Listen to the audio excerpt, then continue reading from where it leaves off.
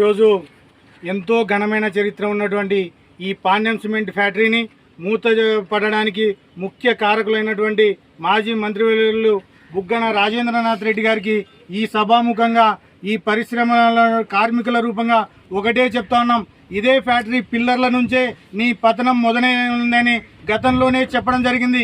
ఇదే కార్మికుల పొట్టగొట్టిన ఏ నాయకుడు ఈరోజు భూస్థాపితమయ్యడం జరిగింది.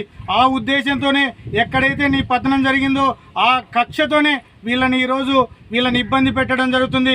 గత ప్రభుత్వంలో కూడా అనేక సార్లు వీళ్ళపైన దాడులు చేయడం, అదేవిధంగా బెదిరింపులకు పాల్పడడం, ఇంత చేసినా ఈరోజు వీళ్ళు నీ హక్కులను అదేవిధంగా వీళ్ళ హక్కులను కాపాడే కోసం ఎంతో విధంగా ఈరోజు శ్రమిస్తున్నారు.